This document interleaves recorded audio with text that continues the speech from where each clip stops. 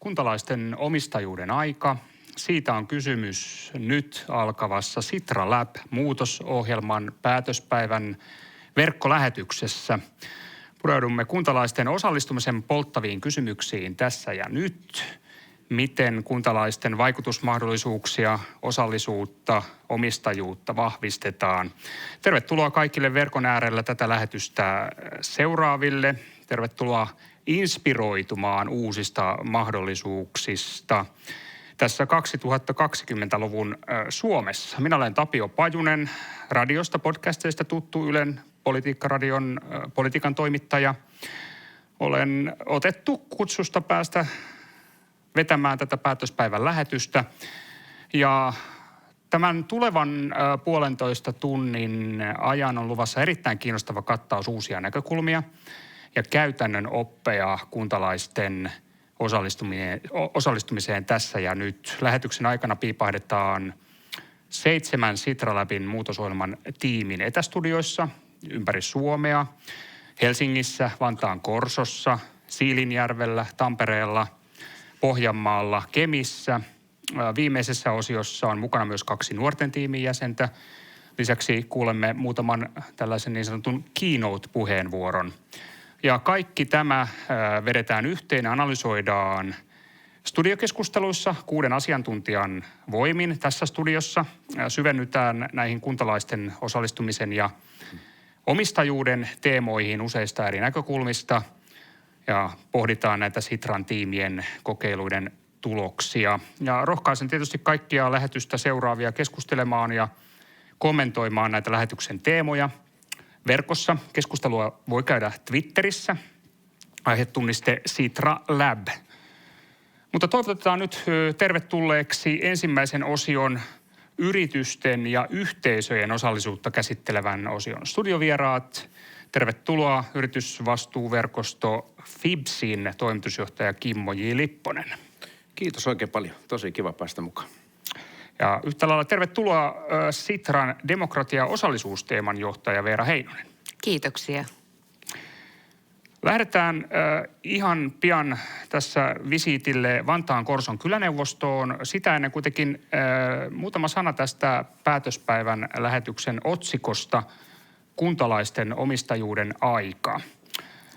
Olen ymmärtänyt, että tämä nimi viittaa 1920-luvun suureen filosofiseen murrokseen, tai oikeastaan kirjaan, joka kertoo tästä suuresta filosofisesta murroksesta.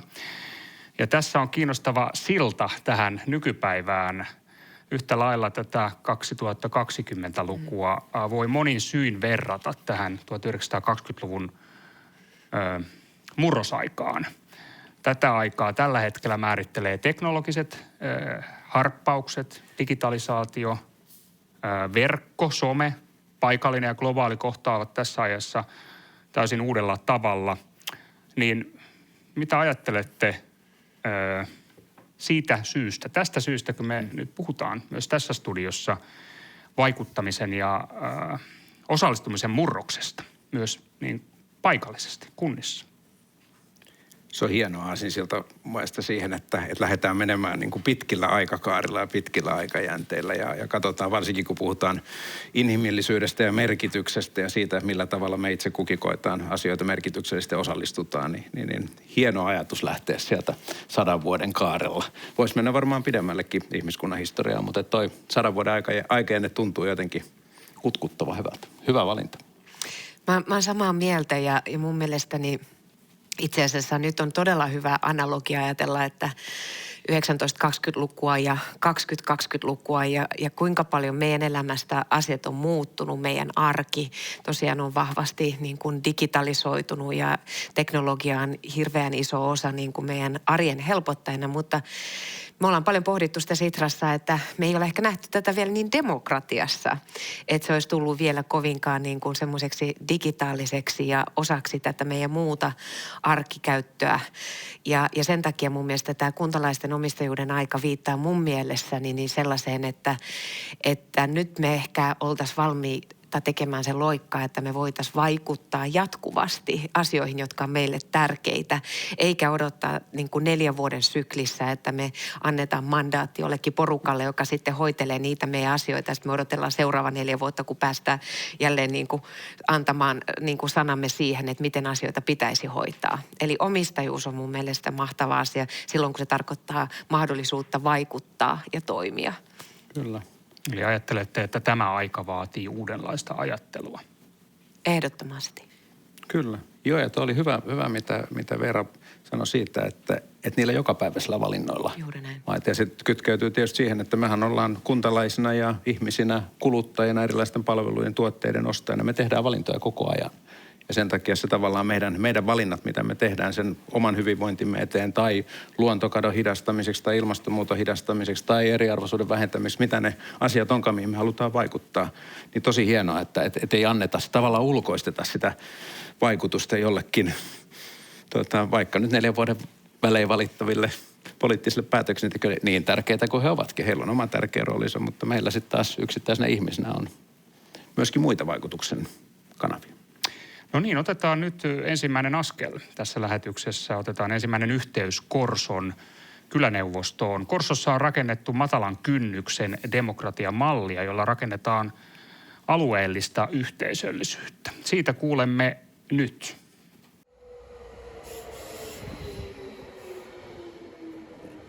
Korson suuralueella asuu 30 000 ihmistä.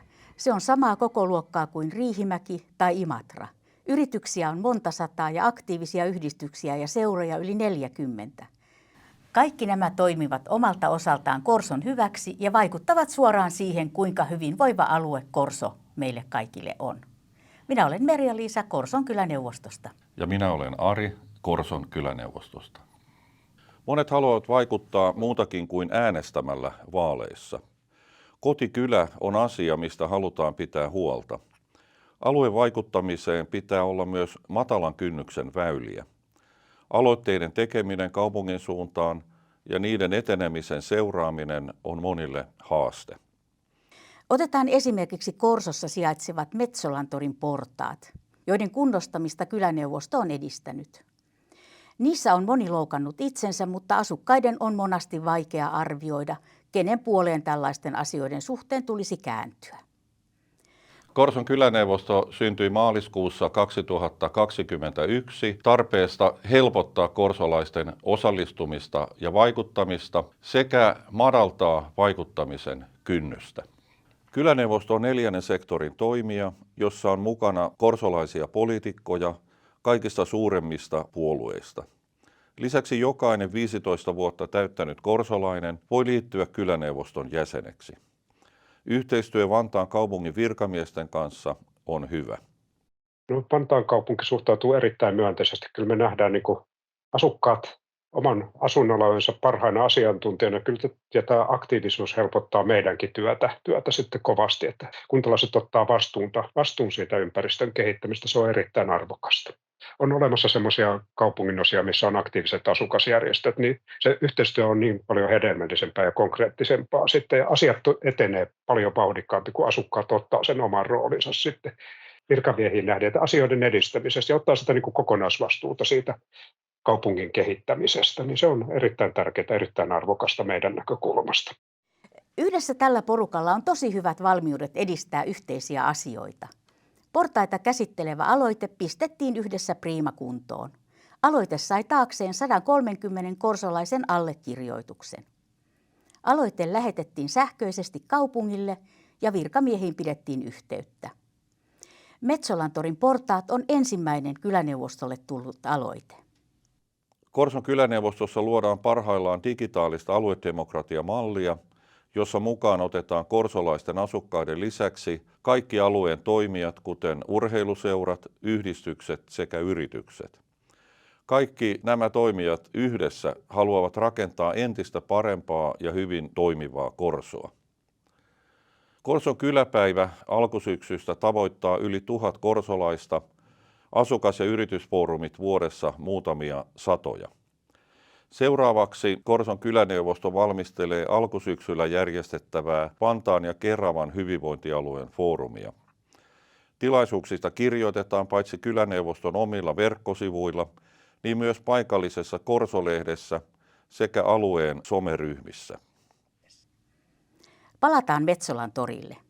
Portaiden korjaus ei ole vielä valmis, mutta kyläneuvosto on edistänyt korjausta aktiivisesti Vantaan viranhaltijoiden kanssa. Asioihin vaikuttamisen lisäksi on tärkeää, että ymmärretään, mihin oma ääni kuuluu. Demokratian toteutuminen ottaa aikansa, eivätkä asiat tapahdu sormia napsauttamalla. Puiston penkit saatiin muutamassa viikossa. Portaiden korjaus sen sijaan on kallis aloite, joka vie aikaa ja jonka seuraaminen voi olla työlästä. Myös näistä asioista viestiminen asukkaille on tärkeää. Sen vuoksi kaksisuuntainen viestintä ja tiedonkulku on Korson kyläneuvoston toiminnan ytimessä. Kyläneuvoston uutiskirje lähetetään paitsi omille jäsenille, niin myös alueen seuroille ja yhdistyksille sekä jatkossa myös yhteistyöyrityksille. Asukkaat, yritykset, yhdistykset, me kaikki yhdessä muodostamme korsolaisen yhteisön. Lukuisat seurat ja yhteisöt toimivat omien vapaaehtoisten kanssa Korson ja korsolaisten hyväksi. Yhteisten asioiden hoito kuuluu meille kaikille, ei vain poliitikoille. Näin siis Korson kyläneuvostossa. Ja ilmeisesti tilanne taitaa nyt tällä viikolla olla sellainen, että tämä insertissä nähty ja kuultu Metsolan torin portaiden kunnostus olisi ilmeisesti lähtenyt liikenteeseen. Tämmöinen uutistieto tuli tähän studioon. Mitä ajatuksia Korson tapauksesta ja tilanteesta? No kerrassaan erinomainen esimerkki monella tapaa, että sen sijaan että odotetaan, jos on joku, jos oikein ymmärsin, niin portaat ei ollut turvalliset ja loukkaantumisia syntyi sen sijaan, että ruvettaisiin ihmettelemään, että kuka se nyt korjaa ja lähettämään vihapostia sinne kaupungin edustajille, niin kääritään hihat ja tartutaan hommia ja mietitään, että miten toi ongelma ratkotaan. Erinomaisen hieno esimerkki ruohonjuuritason konkreettisesta tekemisestä. Joo, kyllä mä kans koen, että näähän on inspiroivia, koska myös tämmöisillä samoilla mekanismeillahan niin me voitaisiin myös vaikuttaa valtakunnankin tason asioihin niin, joissa meillä on niin kuin paloa ja halua niin tehdä parannuksia tai kehittää. Ja sen takia tämä Korson esimerkki on mun mielestä hirvittävän innostava, koska ei ole mitään syytä, että ympäri Suomen olisi tämmöisiä vastaavia kyläneuvostoja ja tosiaan sitten niin kuin äsken totesinkin, niin valtakunnankin tasolla, että se niin kuin turhautuminen usein tulee siitä, että mitään ei tapahdu tai mihinkään ei voisi vaikuttaa. Ja jos ihmiset keksii niitä mekanismeja, että tällä tavalla me saadaan kommunikoitua ja silloin merkitystäkin, että se palautuu tämä niin kuin ponnistus ja yritys sillä tavoin, että nähdään, että ne portaat korjaantuu, niin se on ihan mahtavaa.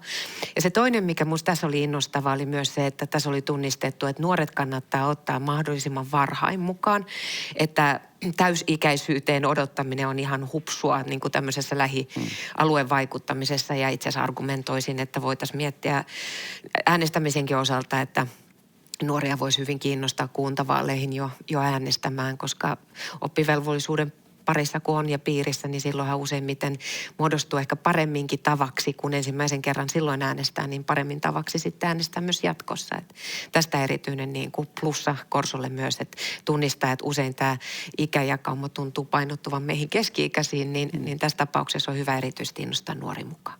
Kyllä. Joo, tässähän on myös tämä hallinnon suuri murros parhaillaan käynnissä, eli hyvinvointialueet, jotka muuttaa kuntien tehtäviä. Eli periaatteessa tämä nuorten parissa tehtävän työn rooli ehkä korostuu jopa jatkossa. Kyllä. Hyvä huomio tuohon, jos voi hetken jatkaa, niin tässä oli hyvä esimerkki siitä, että kun on joku tavallaan riski tai uhka tai on tapahtunut jo mahdollisesti onnettomuuksien, siihen puututaan, niin sama periaatehan pätee myöskin ennaltaehkäisevään työhön, että silloin kun hyvinvointialueet tehdään työtä, niin ja tuossa oli hienosti urheiluseurat ja kulttuuritoimijat mainittu ja järjestöjen mukaan ottaminen, niin samaa periaatetta se on ehkä pykälää vaikeampi soveltaa siihen, että ruvetaan ennakoimaan, että lisätään liikkumista tai parannetaan terveyttä, että jos sitä varsinaista onnettomuutta ei vielä ole ollut. Mutta sama periaate toimii myöskin tämmöisessä ennaltaehkäisyvässä. No mitä te ajattelette tästä, kun Korson kyläneuvosto on niin sanottu 4. sektorin toimija? Mitä lisää uutta, tällainen niin sanottu 4. sektori voisi tuoda tähän kunnallisen osallistumisen eteenpäin viemiseen uuteen ajatteluun? Niin, kyllähän tämmöisessä suomalaisessa hyvinvointiyhteiskunnassa me ollaan aika onnellisessa asemassa siinä mielessä, että meillä on ne kaikki 3 muuta sektoria, yksityinen sektori, julkinen sektori, 3. sektori ja tämmöinen järjestäytynyt kansalaisyhteiskunta, niin kaikki aika suhteellisen tasapainossa ja tehdään hyvää yhteistyötä. Ja niin siinä 4. sektori, niin kuin se tässä on kuvattu, niin tuo sen kansalaisten oman aktiivisuuden vielä siihen päälle. Ja kun me rakennetaan tavallaan niiden kohtalaisen hyvää yhteistyötä tekevän 3 sektorin päälle ja otetaan vielä siihen meidän itse kunkin niin kuin yksilöinä ja kansalaisina mukaan tulo, niin siinähän on omasta mielestä niin sanottu voittava yhdistelmä. Ihanan positiivista toi Kimmon arvio ja suurilta osin en ole eri mieltä, mutta ehkä mä näen sen vähän semmoisena kirittävänä ulottuvuutena, että kyllähän tämmöisillä niin kuin välittäjäaineksilla tai edustuksellisuudella voi olla semmoista tiettyä institutionalisoitumista, joka sitten tuo semmoista vähän ylimalkaisuuttakin siihen, että oletetaan ehkä enemmän kuin kuullaan tai kuunnellaan, mitä ihmiset ja kansalaiset haluaa. Ja toinen on ehkä sitten tämä meidän ylipäätänsä tämmöinen tietynlainen niin kuin kasvava heterogeenisuus yhteiskunnassa. Että ehkä me ei koetakaan enää, että nämä välittäjätahot niin edustaakaan sitä, mitä me oikeasti halutaan. Kyllä. Ja ne saattaa itsessään olla joskus byrokraattisia järjestöt tai puolueet, jolloin ihmiset ajattelee, että mitäs jos mä kokeilisinkin tätä suoraa vaikuttamista. Ja me ollaan maailmalla nähty, että suora vaikuttaminen etenkin nuorten parissa niin on yhä tämmöinen niin kuin kasvava tapa vaikuttaa. Ja sen takia mun mielestä hirveän hyvä, että tämmöisiä kyläneuvostoja, jotka ei edellytä niin kuin varsinaista tämmöistä jäsenyyttä ja sitoutumista johonkin ideologiaan, vaan joka hoitaa asioita, jotka on ihmisille tärkeitä. Niin. Totta, erittäin hyvä huomio ja tuo nopeutta ja tuo semmoista, että sitten tartutaan niihin asioihin, jotka voi tämmöistä byrokratian rattaassa kestää, niin saadaan aikaan aika nopeasti. Demokratiatutkimuksista tiedetään se, että kansalaiset ovat etääntyneet perinteisemmistä vaikuttamisen välineistä, kuten puolueista tässä ajassa. Kyllä. Meidänkin tutkimuksen mukaan niin vain 30% vastaajista niin kyselytutkimuksessa arvioi, että puolueet ylipäätänsä pystyvät edistämään heille tärkeitä asioita. Että se kertoo siitä suhteesta, että ne on niin kuin puolueet tärkeitä nyt esimerkiksi tässä hetkessä, kun on vaalit ja muodostetaan maahan uutta hallitusta, mutta muutoin niin ihmiset ne ovat ehkä muuttuneet enemmän tämmöisiksi vaaliorganisaatioiksi. Kyllä, se on ihan totta. No vielä tuosta tällaiset portaat, jotka ovat pahassa kunnossa ja niistä päivittäin kävelee ohi, niin ne on helppo huomata kuntalaisen tai alueella liikkuvan ihmisen, että tähän tarvitsisi tehdä jotain. Varmasti aika monelle tulee se mieleen, mutta se kanava, se vaikutuskanava, niin sehän ilmeisesti aika monessa tapauksessa on juuri se probleema, sen löytäminen. Mitä te ajattelette tästä ongelmasta tai ongelmatiikasta? Esimerkiksi tuon Korson esimerkin kautta. Niin kyllähän tuossa, niin kuin kuultiin kaupungin viranhaltijan suulla, mielestäni hieno tavallaan lähestymistapa siihen, että tämä tuo pelkästään lisää.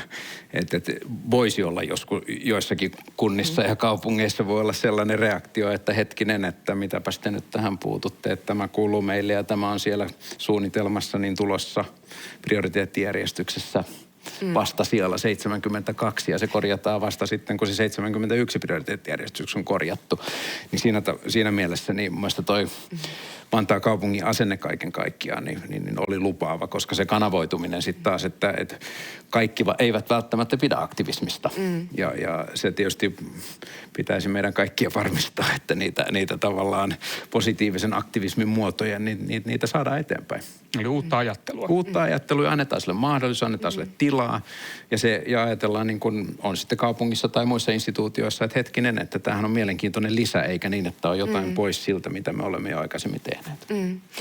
Mun mielestä Kimmo osui asia ytimeen, että tämähän on niin kuin parhaimmillaan vaan rikastuttaa ja jotenkin verevöittää demokratiaa, että näitä tapoja vaikuttaa on erilaisia ja suora demokratia ei ole missään nimessä uhka edustukselliselle. Eli kyllä mä näen, että niillä on tämmöinen niin kuin hyvä mahdollisuus elää rinnakkain, niin kuin just toi Vantaan kaupunki esimerkki kivalla tavalla osoitti.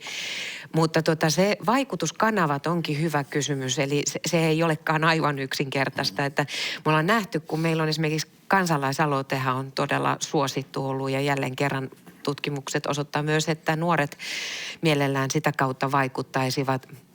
Mutta silloin, kun siinä ei ole sitten semmoista niin kuin hyvää, läpinäkyvää prosessia, niin se voi sitten taas turhauttaa. Että tässäkin tapauksessa niin eduskunnalle kansalaisaloitteisia on hirveän suuri harkintavalta, että miten sitä asiaa ylipäätänsä niin kuin edistää, eikä siinä ole mitään tämmöistä palvelulupausta, että pitäisi jossain aikamäärässä tätä viedä eteenpäin. Ja monesti tämmöisillä aloitteilla on just se ongelma, että ne menee vähän johonkin mustaan laatikkoon. Ja siinä mä niin kuin näkisin tärkeänä, että katsottaisiin, niin kuin päättäjät taas katsoisi sen perään, että rakennettaisiin semmoiset mielekkäät niin kuin prosessit, jotka ei vieraannuttaisi kansalaisia sitten siitä, että eihän tällä ollut mitään merkitystä, että mä vaikutan. Eli silloin tulee just se turhauma siitä. Mutta tässä mä näkisin, että me voitaisiin näitä uuden ajan digitaalisia välineitä hyödyntää hirveän paljon innovatiivisemmin. Joku kollegaistani onkin todennut, että kyllä demokratian tulevaisuus on jo täällä, mutta se ei ole välttämättä vielä toteudu Suomessa. Että se toteutuu esimerkiksi jossain Taiwanissa, jossa digidemokratia on niin kuin todellista arkipäivää. Ja sieltä olisi aika mielekästä niin meidänkin ottaa vähän mallia tähän demokratiabisnekseen. Joo, no niin, mennään nyt sitten tänne yrityspuolelle ja kuullaan tähän väliin tällainen keynote-puheenvuoro Eeva Salmenpohjalta. Hän on Lähi-Tapiolan viestintä- ja vastuullisuusjohtaja. Hän kertoo yritysten osallisuudesta ja osallistumisesta. Tämä on varmaan niin kuin aika iso oppimisen paikka niin kunnille ja kuntatoimijoille kuin myös yrityksille. Meidän historiahan on ollut tässä 2000-luvun, niin kaiken kaikkiaan niin kuin yrityksethän on vähän niin kuin nähty parempinakin, että ne niin kuin vetäytyy tästä julkisesta keskustelusta. Tämä viime vuodenvaihteen suuri muutos, hyvinvointialueiden perustaminen, niin toivon, että tämän tulevan niin kuin vuoden ja vuosien aikana kuntapuolella se muutos olisi riittävän iso, että aidosti pysähdyttäisiin sen eteen, että mikä on niin kuin meidän kuntien ydintehtävä, ja se on se elinvoima. Ja sehän on niin kuin kolikko, jossa on kaksi puolta, josta mun mielestä se pääpuoli on aivan ehdottomasti yritysten toimintaedellytykset. Koska ilman elinvoimaisia yrityksiä, niin meillä ei ole elinvoimaisia kuntia. Ja toivon, että niin kuin poliittisille päätöksentekijöille, niin tästä tulisi niin kuin kunnia-asia. Ja sitten sen kolikon toinen puoli, niin se on koulutus ja varhaiskasvatus. Mutta tässä järjestyksessä. Meillä on hyvin uskottavasti iso määrä yrityksiä Suomessa, joiden menestys on täysin sidottu sen alueen elinvoiman kehittymiseen, jotka ei ole siellä niin kuin mitään pikavoittoja varten. Ja näitä yrityksiä toivon, että niin kuin nähdään niin kuin se ero, että meillä on suuri määrä yrityksiä, joilla on selkeä niin kuin win-win-asetelma, jotka haluaa, että alue menestyy ja voi. Ja heille erityisesti nämä niin kuin uudet osallistamisen muodot niin voi olla kiinnostavia, mutta niiden pitää niin kuin reflektoida riittävästi sitä, mitä he tietää asiakaskäyttäytymisestä. Eli me ei voida pakottaa asiakasta haluamaan jotain, mitä se ei halua, vaan meidän pitää kunnioittaa sitä, että mikä on se, miten asiakas käyttäytyy ja mitä asiakas toivoo. Näin siis Eeva Salmenpohja, Lähi-Tapiolan viestintä- ja vastuullisuusjohtaja. Kimmo J. Lipponen, toimit tosissaan yritysten yhteiskunnallisen roolin parissa. Tässä oli mielenkiintoinen kysymys, että Salmenpohjan mukaan olisi nähty 2000-luvulla, että yritykset olisivat hieman niin kuin vetäytymässä tästä julkisesta keskustelusta. Tämä on sinänsä mielenkiintoinen havainto, koska samaan aikaan tiedetään, että yritysten rooli esimerkiksi isojen globaalien muutoksen, kuten ilmastonmuutoksen ratkaisemisessa on vain korostunut tässä ajassa, koska valtiot eivät ole pystyneet vielä ratkaisemaan muun muassa hiilineutraalisuuteen liittyviä kysymyksiä. Niin mitä sä ajattelet tästä havainnosta? No juuri näin, ihan niin kuin totesit, että yritykset ottaa nykyisin niin globaalien kuin paikallisten ongelmien ratkaisussa niin erittäin isoa roolia ja ottavat sen myöskin sillä tavalla tosissaan, että ehkä sillä vetäytymisellä, jos Eevan sanoja tuossa voi hiukan tulkita, niin viitataan enemmän siihen, että yritykset on kokenut sen, että politiikalla ja poliittisella säätelyllä, regulaatiolla, lailla on oma roolinsa ja sitten se kuuluu tavallaan julkissektorin toimiin ja lainsäätäjien toimiin, kun taas yritykset koittaa omalla innovaatiokyvykkyydellä ja omalla kannattavalla liiketoiminnallaan ratkoa sitten niitä asioita, mitkä yrityksille kuuluu. Se maailma, mitä yritykset tällä hetkellä kokevat niin kuin omaksi pelikentäkseen, on viimeisten vuosien aikana muuttunut aivan radikaalisti. Se on kääntynyt, joku vertasi sitä niin, että se muutos on yritystoiminnan tavallaan ajattelussa on kun muutettaisiin mustavalko-TV:stä väri-TV:hen.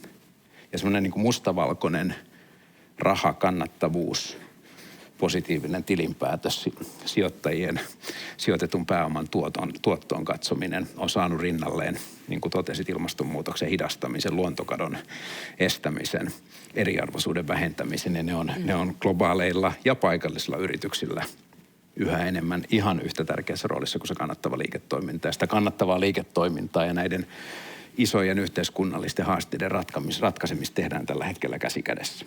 Eli tätä ajattelua, se on jo olemassa, se pitäisi nyt periaatteessa, jos puhutaan paikallisesta vaikuttamisesta, niin ikään kuin hoksauttaa myös paikallisesti. Juurikin vaan tehdään sama asia. Juurikin näin ja esimerkiksi tämmöiset LähiTapiolan kaltaiset asiakasomisteiset organisaatiot, osuuskunnat, yhteiskunnalliset yritykset on sen tyyppisiä niin kuin yritysmuotoja, jossa jo lähtökohtaisesti niin ratkotaan myöskin sen asiakkuuden kautta näitä yhteiskunnallisia haasteita.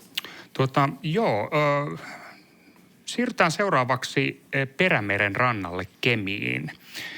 Rakennemuutoksen keskellä elävään kaupunkiin, joka haluaa tuoda elinkeinoelämää lähemmäksi aluetta koskevaa päätöksentekoa. Kuunnellaan, mitä Kemissä Sitra Labin kokeilussa on tapahtunut.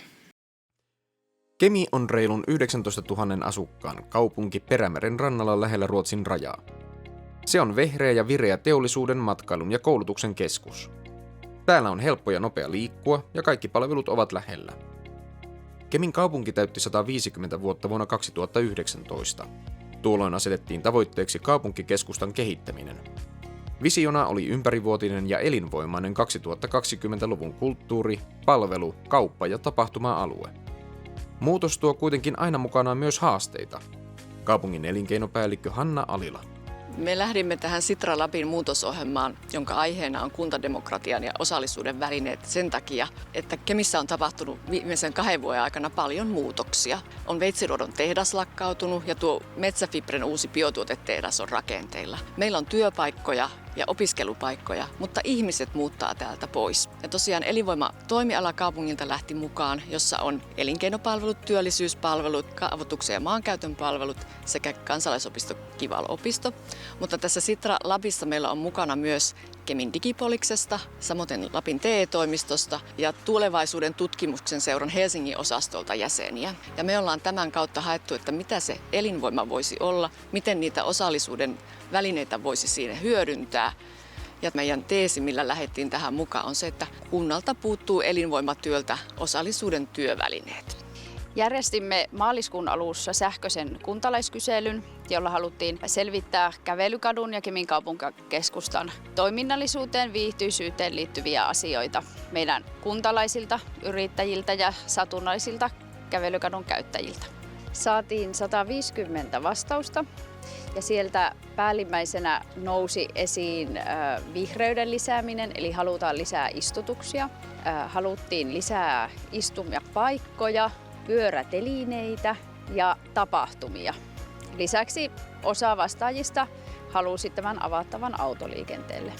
Hyödynnän näitä palveluita, että tykkään leffassa käydä ja tuossa suomalaisessa kirjakaupassa, niin nehän on tässä hyvin hollilla. No, mä tykännyt niistä, että välillä niitä kyselyitä aina tulee, että on tietynlaista rahapudjettia, että mitä voi ehdotella, että mihin niitä voisi käyttää, niin kyllähän siitä tulee semmoinen kuitenkin itselle mukava olo, että otetaan huomioon niitä mielipiteitä. Kyllä mun mielestä tämä pitäisi avata. Liikkeisiin ja muihin asiointi on helpompaa ja nyt tulee sellainen ylimääräinen kierros, kun kierretään tämä kortteli. Ja mä luulen, että se voisi elävöittää sitten myöskin tätä liiketoimintaa, että tähän saa autot eteen ja niin poispäin. Ehkä myöskin vanhemmille ihmisille niin helpompaa liikkua tällä. Kävelen koiran kanssa ulos ja sitten kun on kakkapussi, pitää kääntää koko ajan, koko matkan, koska ei ole roskakoiria mihin laitetaan. Ja mun mielestä tämä on tosi tärkeää ja viedä lapset, jos lapsilla on jotain, että syövät joku karkki tai jotain. Ei ole roskakoiria mihin laitetaan ja sitten helposti voi olla, että sitten vain heitetään kadulla sitten näin. Me ollaan haastateltu meidän alueen yrittäjiä ja siellä, kuten tuossa kyselyssäkin, niin asia jakaa mielipiteitä. Osa haluaa kehittää tätä kävelykatua tällaisenaan ja osa taas näkee, että kävelykatu on esteenä tai haasteena liiketoiminnan kasvamiselle.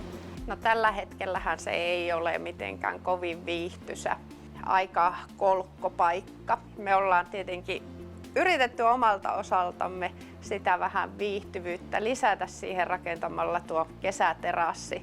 Jotain vihreyttähän siihen voisi tuua, että ihmiset viihtyisivät ja tapahtumapaikkanakin se voisi olla ihan kiva. Kyllä se on todella tärkeää minun mielestä, että kuntalaiset saa sanoa sen oman mielipiteen siihen. Ja varsinkin tässä asiassa, kun tämä on vähän tämmöinen hankala kysymys oikeastaan. Kyllä me halutaan olla mukana ihan kaikessa, missä vaan pystytään olleen apuna järjestämässä esimerkiksi näitä tapahtumia. Tähän Sitra Lapin muutosohjelmaan kuuluu kokeilut. Ja meidän kokeiluksi on valikoitunut se, että miten me tehdään tätä vuorovaikutusta yritysten kanssa. Meillä oli valtuustoaloite liittyen kävelykadun avaamiseen, jossa pyydettiin yrittäjien mielipiteitä. Tulisiko tämä avata ajoneuvoliikenteelle vai mitä tulisi tehdä? Toukokuun loppuun mennessä tulee tehdä suunnitelma, mitä tälle kävelykadulle tulisi tehdä, ja lokakuun loppuun mennessä suunnitelma pitäisi toteuttaa.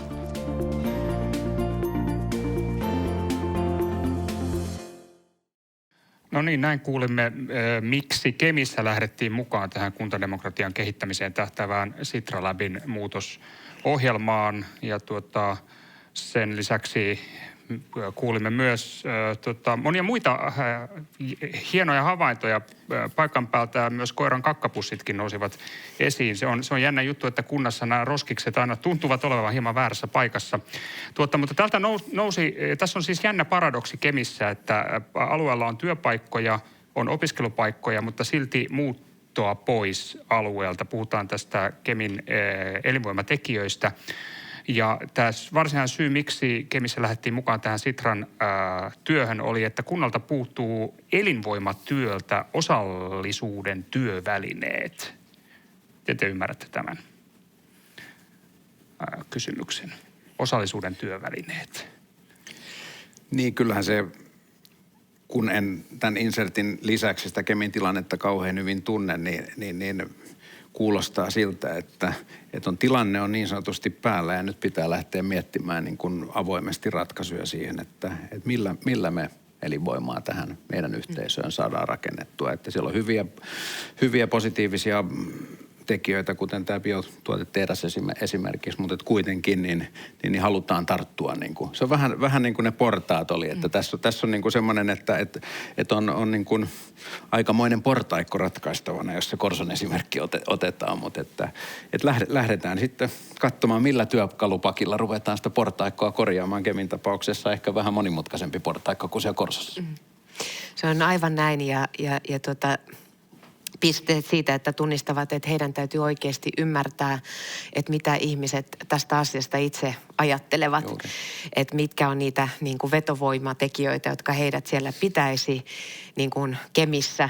Ja siihen tosiaan niin mä sanoisin, että tämmöiset niin kuin kansalaiskyselyt on erinomainen alku, mutta tämmöiset pysyvät kansalaispaneelit tai sitten niin kuin tämmöiset laajat digikeskustelut, jossa on hyvä fasilitoitu järjestelmä, niin auttaisi ymmärtämään paremmin sitä niin kuin kuntalaisten ajattelua tämän osalta, että miksi kannattaa jäädä tai miksi sitten taas on työntöä pois. Että siitähän se lähtee.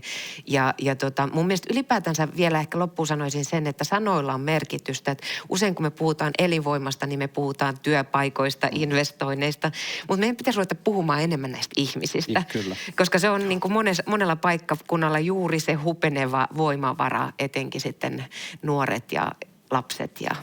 Kyllä. Josta se yritystoimintakin syntyy. Että se syntyy kuitenkin ihmisistä ja heidän intohimosta ja halusta tehdä asioita. Että hyvä huomio.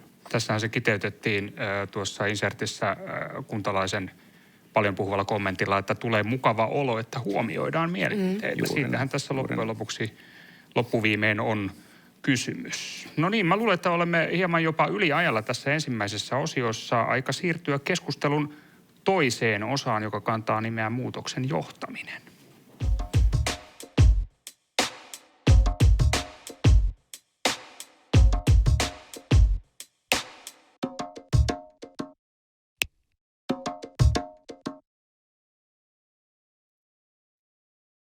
Demokratiaa haastetaan nyt kovasti myös sisältäpäin. Tämä on myös tuttua meille suomalaisille. OECD julkaisi pari vuotta sitten oman arvionsa Pohjoismaiden demokratian ja hallinnon tilasta. Suomi kuuluu korkeimpaan mahdolliseen pohjoismaiseen viitekehykseen tai luokkaan, kun puhutaan luottamuksesta. Suomalaiset luottavat viranomaisiin ja luottavat toisiinsa. Mutta me suomalaiset poikkeamme muista pohjoismaalaisista siinä, että meillä on poikkeuksellisen alhainen käsitys omista vaikutusmahdollisuuksista. Eli me emme koe voivamme vaikuttaa. Me luotamme ikään kuin sokeasti, mutta emme koe voivamme vaikuttaa. Ja tämä on hyvin huolestuttava kehitystrendi. Se voi pahimmillaan olla jopa vaarallinen. Jos yhteiskunnassa tapahtuu jotakin, joka horjuttaa luottamusta, niin ottaako tämä voimattomuuden tunne sitten ohjat ja johtaako se vaikkapa anarkiaan? No, tämä on totta kai äärimmäinen skenaario, mutta joka tapauksessa, jos ihmiset eivät koe voivansa vaikuttaa, niin se ei ole hyvä asia. Suomessa on tehty nyt viimeisten vuosien aikana mittavat hallinnolliset uudistukset. Uudet hyvinvointialueet ovat aloittaneet toimintansa. Kuntien tehtävät ja rooli on muuttunut. Samoin kansalaisjärjestöjen asema on nyt uusi, koska he tukeutuivat aikaisemmin hyvin vahvasti kunnalliseen päätöksentekoon. Nyt he tukeutuvat sekä kuntien että hyvinvointialueiden päätöksentekoon. Eli kaikilla hyvinvointiimme liittyvillä toimijoilla on ikään kuin uusi alku ja uusi tilanne. Näin Sitran yliasiamies Jyrki Katainen. Tämä puhe oli ote Pohjanmaan hyvinvointialueen demokratiatalkoot työpajasarjan alkusanoista. Ja toivotetaan tervetulleeksi toisen osion studiovieraat. Kaisa Kurkela Vaasan yliopistosta, tervetuloa. Kiitoksia. Ja Hannu-Pekka Ikäheimo, Sitran uudet vaikuttamisen tavat, projektijohtaja. Kyllä, kiitos. No niin, Jyrki Katainen viittasi tai puhui tuosta demokratian haastamisesta, demokratian tilasta, sen murroksesta. Molemmat te olette painiskelleet näiden kysymysten äärellä, sekä Kaisa että Hannu-Pekka. Niin mitä te ajattelette tästä isosta kysymyksestä, joka liittyy tähän murrosvaiheeseen? No kyllä se on todella ihan totta, että demokratia on tosi suuressa murroksessa, ellei siis jopa kriisissä. Eli me nähdään se äänestysprosentteina paikallisella tasolla. Me nähtiin eduskuntavaaleissa, että se on verrattuna aikaisempiin vuosikymmeniin tosi matalalla se äänestysprosentti. Ja sitten se just, että itse oman työni kautta on tarkastellut tätä paikallistason kautta ja erityisesti kuntien kautta, niin kyllähän se on se paikka, missä se tavallaan se demokratiaa tehdään siellä ihmisten arjessa kiinni. Eli se on tosi tärkeää, että tähän kuntien demokratian rikastamiseen kiinnitetään nyt huomiota. Joo, mä pidän kanssa, tietysti en lähde yliasiamiestä haastamaan tässä. Tilanneanalyysi on aivan sama, että nimenomaan suomalaisen demokratian mun mielestä suurin ongelma tällä hetkellä on tietysti osallistumisen eriytymisen ohella on nimenomaan tämä heikko luottamus omiin vaikutusmahdollisuuksiin. Ja tämä on varmaan niin kuin monimutkainen ilmiö, että tähän ei varmaan mitään niin kuin helppoja one-linereita kannata tässä ruveta heittelemään, mutta joka tapauksessa niin kuin taustalla selkeästi näyttää olevan se, että sekä luottamus siihen, että onko niin kuin ymmärtääkö, miten päätöksenteko toimii, mitä siellä tapahtuu. Ja sitten myös se niin kuin luottamus siihen, että pystyy saamaan aikaan oikeasti halutessaan jonkinlaista niin kuin vaikutusta. Oli kyse sitten lähiympäristöstään tai laajemmista kysymyksistä. Niin nämä molemmat tekijät on Suomessa erittäin matalalla.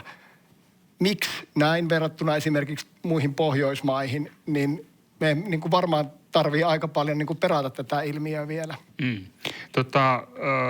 Tässä on siis, sinä olet Hannu, Pekka, kirjoittanut tästä aikaisemminkin jo, että tämä demokratian kehitys ei olisi pysynyt tällaisen nopearytmisen maailman ja teknologisen kehityksen vauhdissa.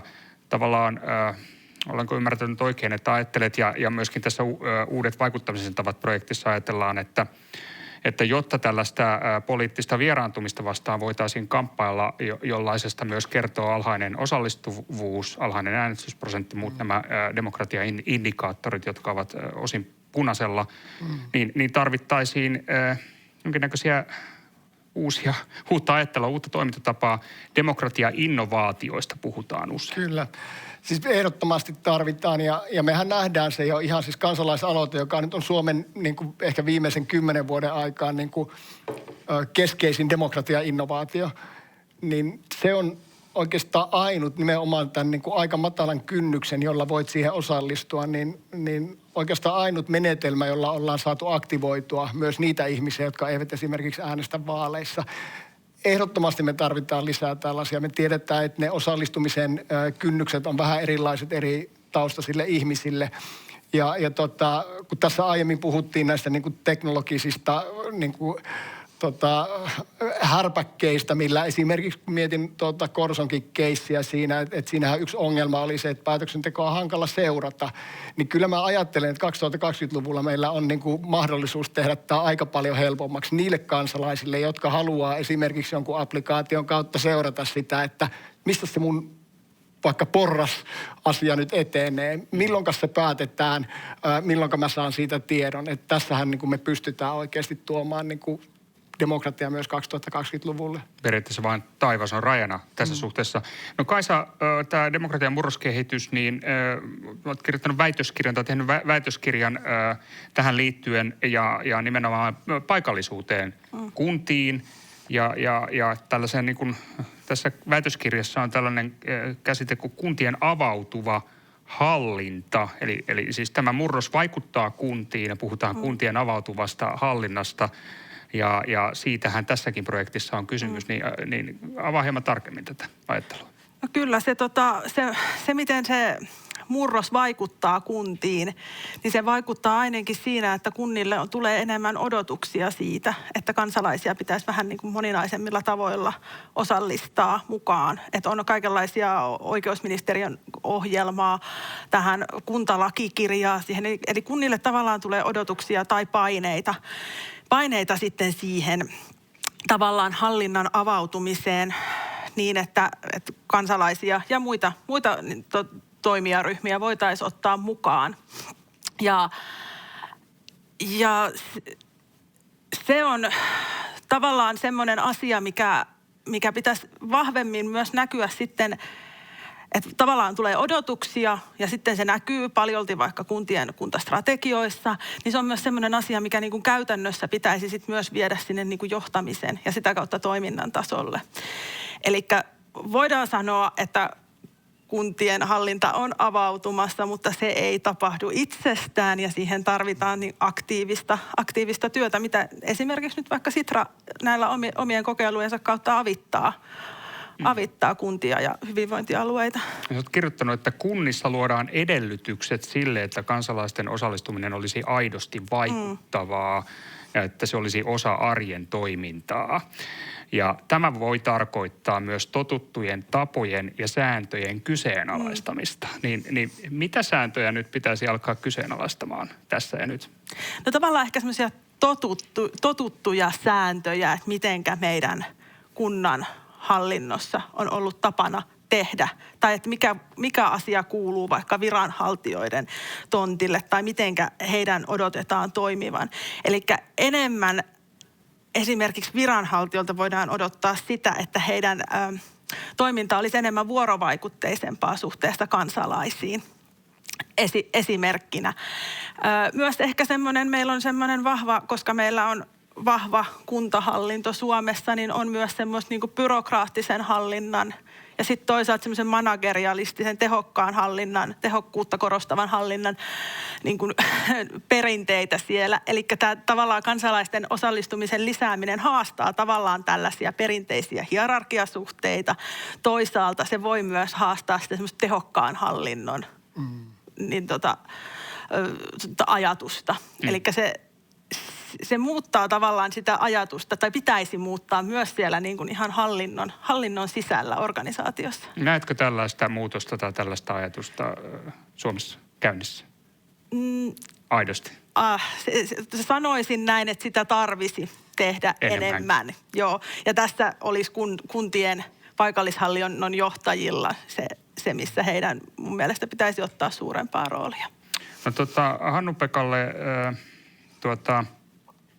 esimerkit maailmalta todistaa tai kertoo aika paljon siitä, että jos puhutaan uusista osallistumisen tavoista tai uudelleenajattelusta, niin ne voivat niin kuin saavuttaa vankan aseman yhteiskunnassa niin kuin, sellaisessa tilanteessa, että päättäjät, poliitikot aidosti sitoutuvat näihin kysymyksiin ja ilmentävät sitä, ovat innostuneet tällaisesta muutoksesta.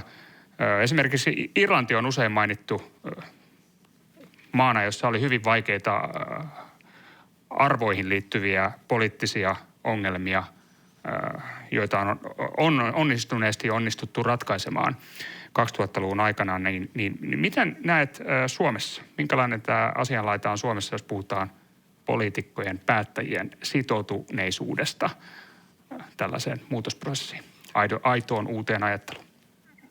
No ei meillä vielä samanlaisia visionäärejä mun mielestä ole kuin mitä esimerkiksi näissä mainitsemissasi esimerkkeissä. Että tosiaan Irlannissahan tämä niin kuin vyöry lähti liikkeelle siitä, että presidentti innostui kansalaispaneeleista. Ja hän tälle Art O'Learille, joka on meidän yhteen tapahtumaankin tuossa syksyllä tulossa puhumaan, niin hän ilmoitti, että hän haluaisi ratkaista tämän aborttikysymyksen jollakin uudella tavalla. Soitti tälle Artille, että tuutko ratkaisemaan tämän asian. Tällehän tämä voi lähteä vyörymään. Että itse asiassa nimenomaan kansalaisten mukaan ottamisessa se rajat usein tulee sieltä, että kysymys on siitä kuitenkin, että kuka päättää, kuka käyttää valtaa. Ja jos sitä valtaa ei olla niin kuin halukkaita käyttämään uudella tavalla tai jakamaan uudelleen, niin mikään ei muutu. Ja tässä mä kyllä niin kuin kannustan tietysti meidän poliitikkoja. Toivotaan, että löydetään niitä niin kuin lipunkantajia myös Suomesta. On meillä hyviä esimerkkejä. Turussa esimerkiksi tehdään kunnianhimoisesti tällä hetkellä. Siellä kansalaispaneeleita ollaan ilmeisesti pysyväksi toimintamuodoksi nyt saattamassa ainakin lähitulevaisuudessa niin kuin osaksi sitä kunnan rakennetta ja monia muitakin esimerkkejä. Et siinä mielessä, mutta minusta ollaan vielä tässä valitettavasti niin näitä parhaita kansainvälisiä esimerkkejä hieman jäljessä. Eli kirittävää riittää. No nyt varmaan olisi hyvä aika lähteä Pohjanmaalle. Pohjanmaan tiimin tilanteeseen. Käydään piipahtamassa Pohjanmaalla ja saadaan hieman tietoa siitä, minkälaisten osallistumisen ongelmien kanssa Pohjanmaan tiimi painiskelee. Miten kuntalaisten vaikuttamisen mahdollisuuksia voisi Pohjanmaalla kehittää? För oss så är det jätteviktigt att invånarna kan vara med och påverka sin livsmiljö, de offentliga tjänsterna och speciellt hur framtiden för Österbotten utformas. Samtal, diskussion och information är viktiga underlag för beslut. Som myndigheter måste vi hela tiden bli bättre på att informera, berätta och prata om komplexa frågor. Vi som representerar myndigheter har en speciellt viktig uppgift att föra ut en nyanserad och mångsidig bild om vad vi ska besluta om. Det är också viktigt att kunna använda sig av ny teknologi och åskådliggöra sådana saker som vi kanske inte har erfarenhet av eller som inte existerar ännu. Järjestöthän edustaa monipuolisesti kuntalaisia ja heidän tarpeitaan. Kun otetaan mukaan nämä järjestöt jo valmisteluvaiheessa, saadaan se kuntalaistenkin näkökulma monipuolisesti mukaan.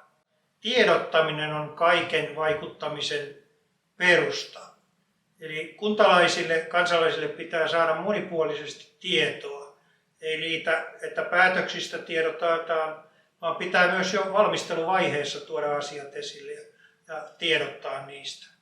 Jag ser att tillsammans gör vi Österbotten, så det kräver att vi faktiskt kan lyssna på våra invånarna.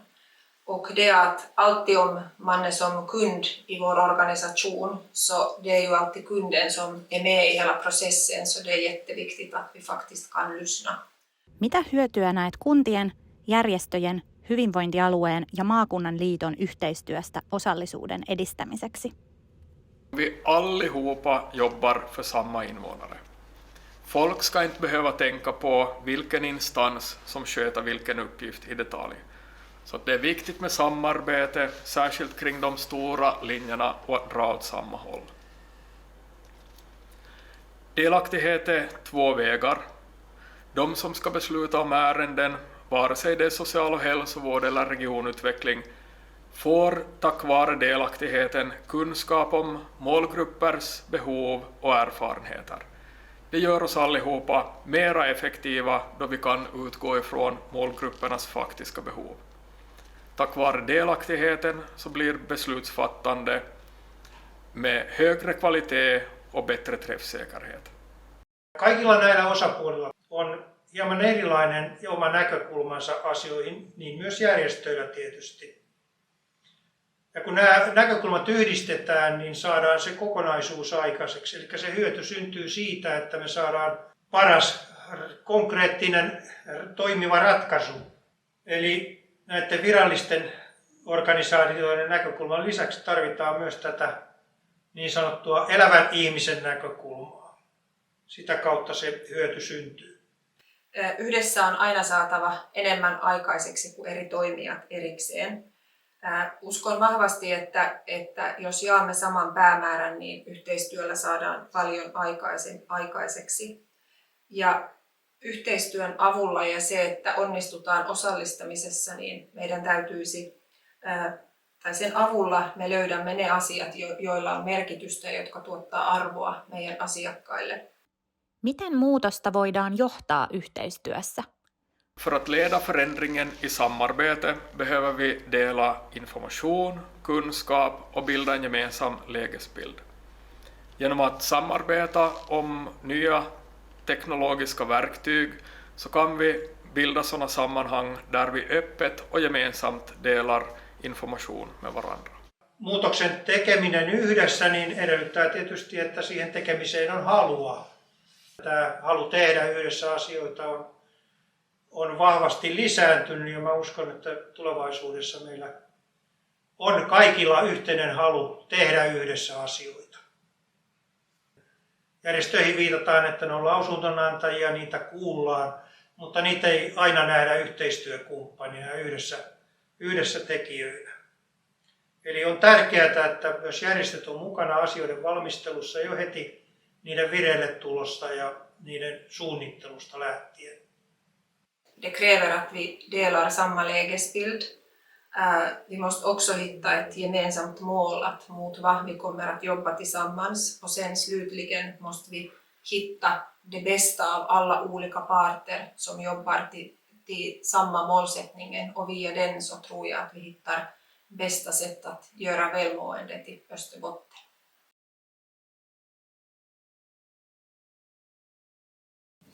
Näin, tällaisia terveisiä siis Pohjanmaan Sitra Lab-tiimiltä. Pohjanmaalla on samankaltainen lähtökohta ja tilanne kuin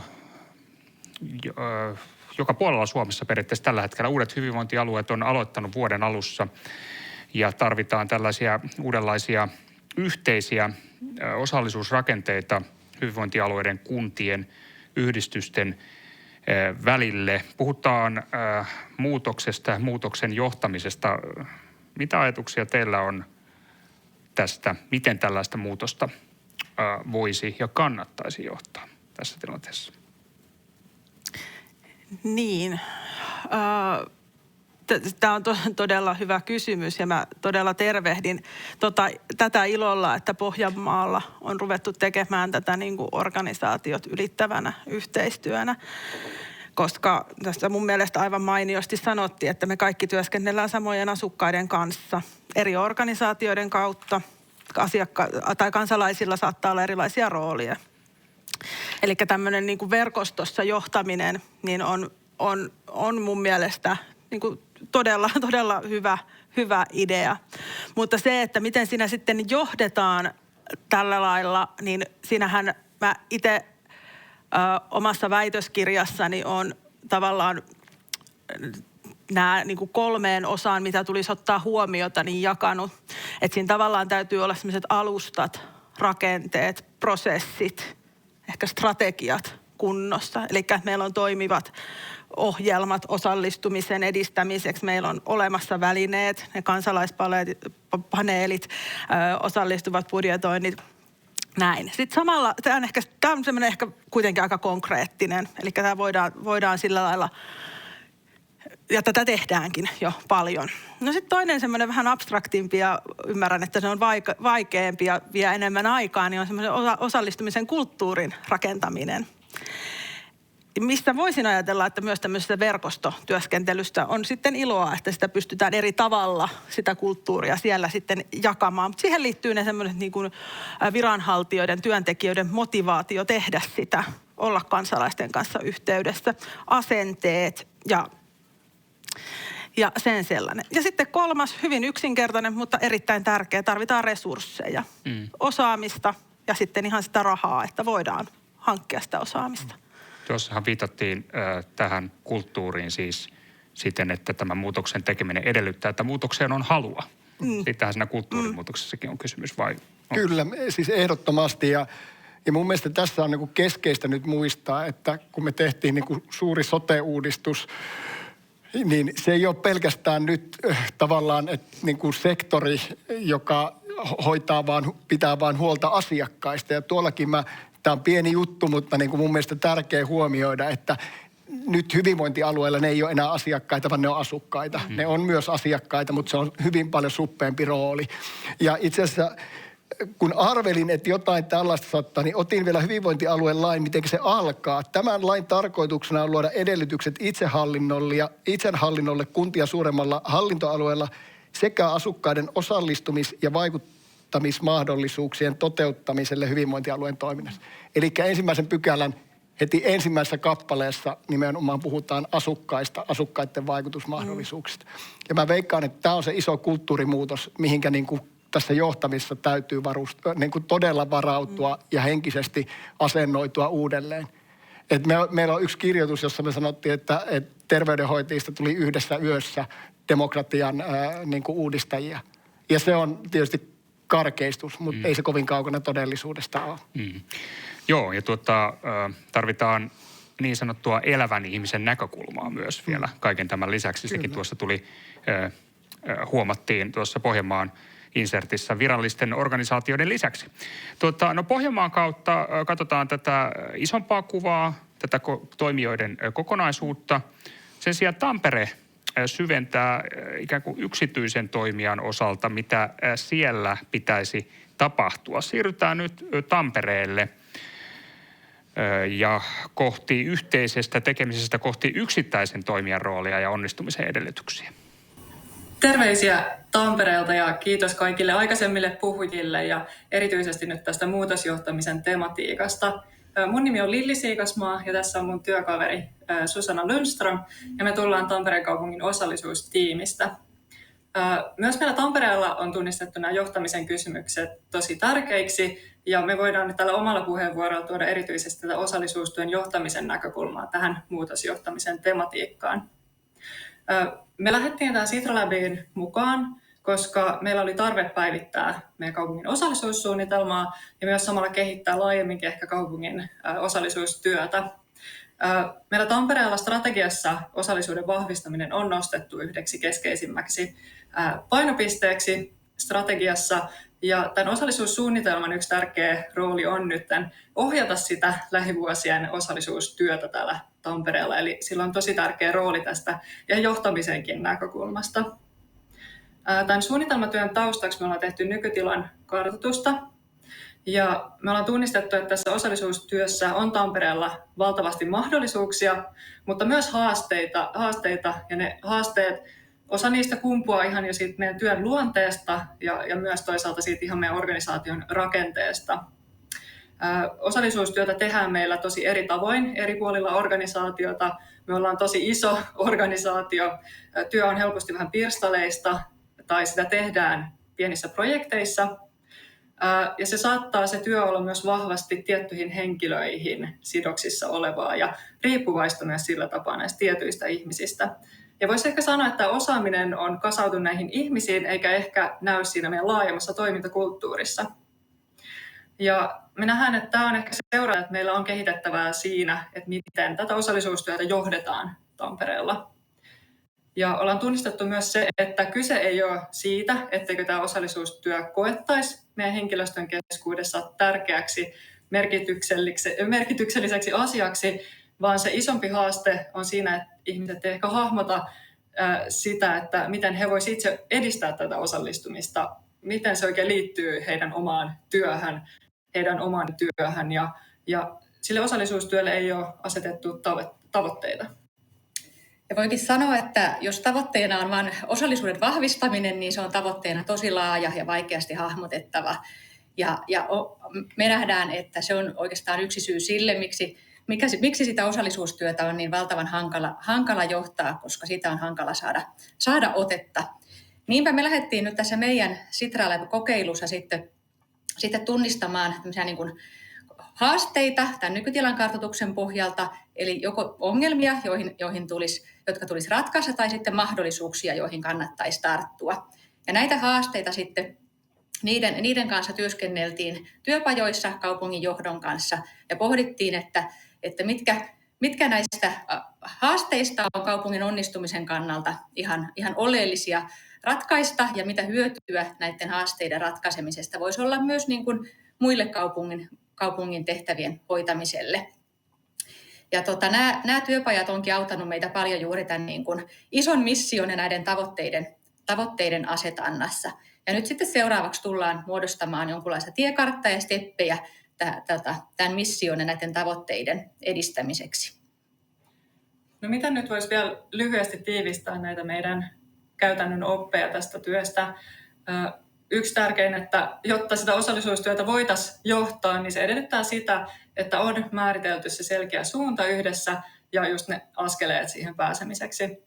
Ja tämä haastekeskeinen lähestymistapa on auttanut meitä luomaan juurikin tätä suuntaa osallisuustyölle, koska sen avulla on voitu käydä helpommin sitä keskustelua yhdessä tästä laajasta epämääräisestäkin tematiikasta. On pystytty tunnistamaan yhteistyön mahdollisuuksia, pystytty mietittyä tarvelähtöisesti niitä ratkaisuja ja sitten tärkeänä myös priorisoida sitä tekemistä. Lopuksi vielä täältä iso kiitos Sitra Labille ja näille mukana olleille tiimeille tästä inspiroivasta matkasta. Kiitos. No niin, sellaisia terveisiä Tampereelta. Kiitoksia Tampereen etästudiolle. Kaisa ja Hannu-Pekka, minkälaisia ajatuksia Tampereen kokemus herätti? No mulle ainakin herätti hyviä ajatuksia kotikaupunkini Tampereen. Niin työ, mitä he ovat tehneet tässä, että se, että mä oon tässä nyt paljon tässä puheenvuorossa, niin paineita asettanut sinne kuntien johtajille. Nyt tarvisi tehdä ja näin. Ja heidän tarvisi tätä tukea, tätä osallisuustyötä ja näin, mutta kyllähän ihan oikeasti johtajat tarvii myös tukea.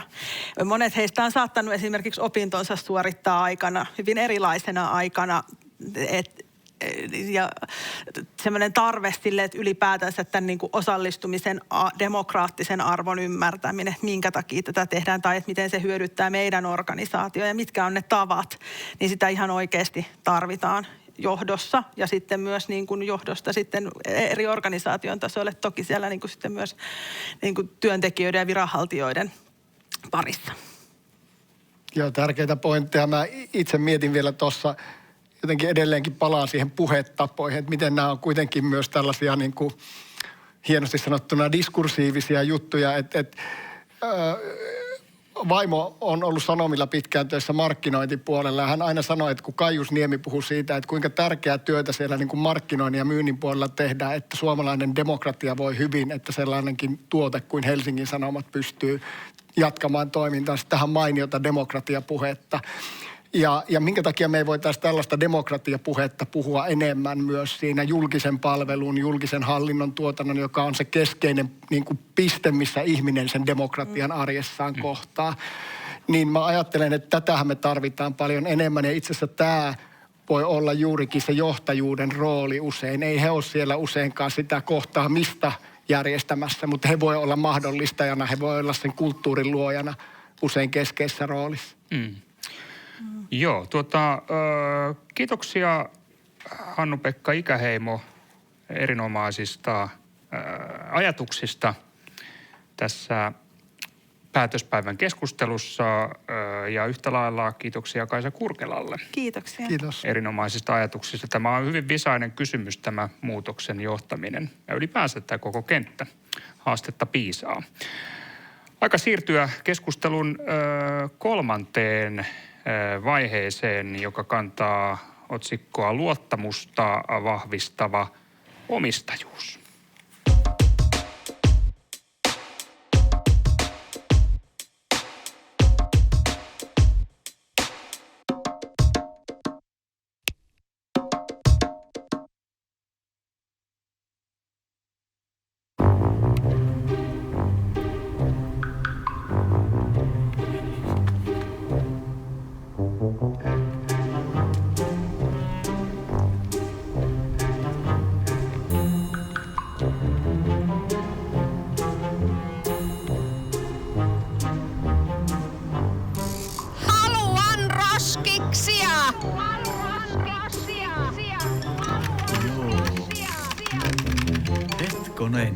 Kuuluuko siltä jotain?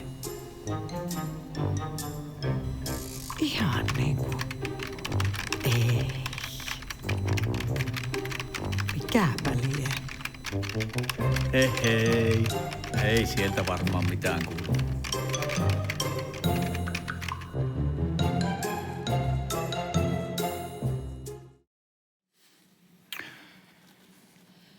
Näin. Nyt meillä pitäisi olla yhteys Siilinjärvelle, Sitra Labin Siilinjärven tiimiin. Tervetuloa tähän lähetykseen. Ja mistä tässä äsken nähdyssä Huuto tuuleen videoteoksessa on kysymys? No tässä kuvataan sitä lähtötilannetta, mikä meillä täällä Siilinjärvellä oli, kun lähdettiin tähän Sitra Labin muutoshankkeeseen. Ja kyllä meillä oli täällä aito haaste saada kuuluviin. Ja osallistumisen keinot ei missään nimessä vastanneet tätä päivää.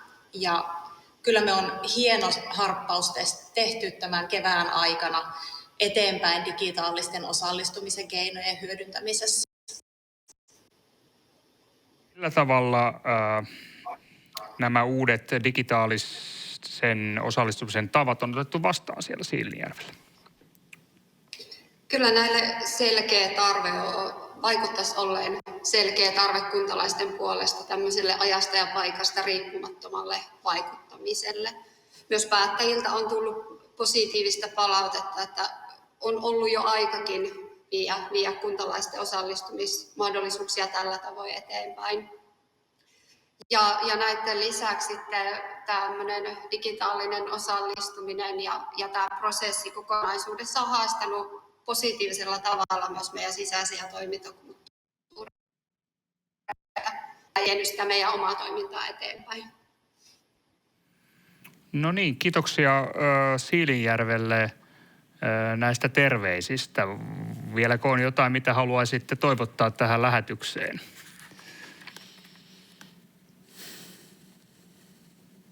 Ei meillä varmaan sen kummempia, että ilolla täällä edistetään kuntalaisten mahdollisuuksia osallistua ja vaikuttaa. ja ehkä rohkeutta muillekin kunnille lähteä kokeilemaan, että tämä meidän kokeilu on herättänyt alueellisesti myös paljon kiinnostusta. Tämä on Pohjois-Savossa ensimmäinen digitaalinen osallisuusalusta, mikä nyt kokeillaan tässä prosessissa, niin herättää kiinnostusta myös meidän ympärillä. No niin, kiitoksia. Jatketaan täältä Helsingin studiosta ja tervetuloa tämän kolmannen osan studiovieraat. Itä-Suomen yliopiston professori Arto O. Salonen, tervetuloa. Kiitos paljon. Sekä Sitran uudet vaikuttamisen tavat -projektin sekä kuntaosallistumisen muutosohjelman asiantuntija Pauli Saloranta. Kiitos. Niin. Mitäs ajatuksia? Tässä oli hauskaa huumoria tässä Siilinjärven videossa. Haluan roskiksia ja ei sieltä varmaan mitään kuulu, kun halutaan roskiksia, niin tämä oli hauskaa huumoria, mutta ei niin hauskaa huumoria, etteikö siinä totta olisi toinenkin puoli. Mitä ajatuksia tästä? Siinä peräänkuulutetaan yhteyttä ja kytköstä siihen maailmaan, jossa ollaan. Ja mehän ollaan sen tyyppisiä olentoja me ihmiset, että me pidetään huolta siitä, minkä osaksi me itsemme koetaan. Ja myös ne vaikutusmahdollisuudet määrittyy sen mukaan, minkä osaksi me itsemme koetaan. Että jos mä koen olevani irti, niin ei mulla ole mahdollisuus vaikuttaa asioihin, koska olen irti. Mutta jos mä koen kytkeytyneisyyttä, liittymistä, kuulumista, niin silloin mun kokemus elämästä on se, että mä pystyn vaikuttamaan niihin asioihin, joihin mä koen sitä kytkeytyneisyyttä, liittymistä ja kuulumista. Että ollaan silleen ihan ydinkysymyksen äärellä. Että toi nyt, että haluan roskiksia, niin siinä ei ehkä ollut vielä sitä kytkeytyneisyyttä. Että niin kuin mistä, kuka, mikä sen tekee sen roskiksen. Miten mä saan niin kuin isomman kontekstin haltuun. Miten mä voin vaikuttaa asioihin niin, että niitä roskiksia alkaa tulla. Eli aito tilanne. Ehdottomasti. Onko Pauli samaa mieltä? No ilman muuta, ja tässä Arto hyvin kuvaa mun mielestä myös tätä nykyajan paradoksia, että meillä on laitteet taskussa, jolla me voidaan olla, miten se vanha mainos menikään, että kaikkien kanssa koko ajan ja yhtä aikaa tekemisissä. Ja sitten kuitenkin saatetaan olla irtikytkeytyneitä niistä todellisimmista sisällöistä. Ja onko sitten niin, että nämä paljon parjatut roskikset ja puistonpenkit on sellaisia asioita, mihin pystyy tarttumaan. Mutta onko sitten niin, että se semmoinen varsinaisempi elämänlaatu, taikka ne semmoiset menestystekijät, mihin yhteisesti pitäisi päästä päätöksenteonkin kautta osalliseksi, niin ne on liian kaukana. Että ihminen ei näe sen koneiston sisään enää. Ja sitten tämä digitaalisuuden lupaus, niin kuin tuossa aikaisemmissa keskusteluissa tuotiin esille, että onko se sittenkään vielä toteutunut. Niin minusta tämä hyvin kuvastaa sitä. Ja samoin tämä menee myös tämän virkamiehen arkeen, että siellä on omat tuottavuustavoitteensa ja hän on niin kuin hyvin tiiviisti siinä omassa tekemisessään. Ja jääkö silloin tällainen huuto ikään kuin toiseltakin puolelta kuulematta? Että aivan kissa pöydällä suorastaan. Samanlaisia tilanteita, ne on tuttuja sinulla myös tältä Helsingin suunnalta, eikö totta?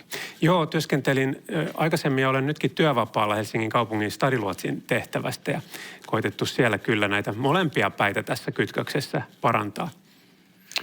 No niin, Arto, siis kirjoitat, että kansalaisten vaikutusmahdollisuuksien lisääminen auttaa torjumaan yhteiskunnan ääripäistymistä.